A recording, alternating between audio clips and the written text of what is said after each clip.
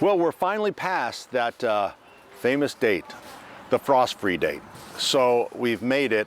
Doesn't mean we can't have a frost, doesn't mean we can't have a freeze, but it should be safe. So it's tomato time. Now I know some of you have already planted your tomatoes because you're in a huge competition with your neighbor, and that's fine. Most of the time it doesn't really gain you much because the ground is cold, but because of the warm April we had, it might just do it this year. So a couple things I want to show you about how to plant a tomato. The number, like everything else in the world, the different varieties of tomatoes is just mind-numbing.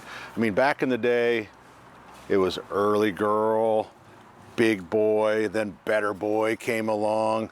What's this one? That's oh, that's the big boy. So now I'm not going to talk about varieties because everyone has their favorite variety, but I will talk about how to plant a tomato. Fruit of the vine, it's a fruit. Tomato is a vine. So you can't do this with other veggies or anything like that. So the thing about a vine is that the deeper you plant it, the more it will root along the stem.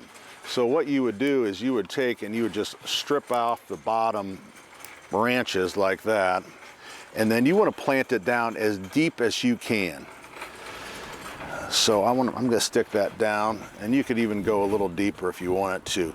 And so what that does for you is, because it roots along that stem, it evens out the moisture. Because the problem that we have with tomatoes is the uneven moisture up and down, and that leads to blossom end rot.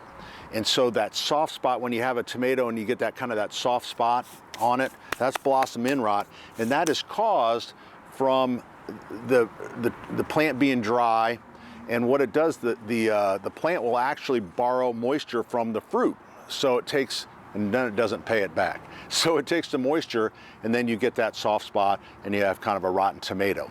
So the key is that if you can get a plant deep like this, it's, you know, you have more even moisture down below. So the other thing, when you go to water, a plant on a hot day will kind of like shield itself. So it'll droop over to shield itself.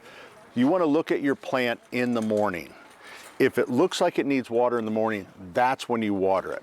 But you don't go watering in the afternoon when it's just a hot afternoon and it's kind of shielding itself over. So you want to be very consistent with the watering, and that's going to save you a bunch. Other problems with tomatoes, people say, well, you know, I have plenty of blossoms, but I'm not getting any fruit. So we always recommend a little Barry Manilow. Play that, a love song. But what you can't, sometimes it's just in a sheltered area, but you can kind of like tap them.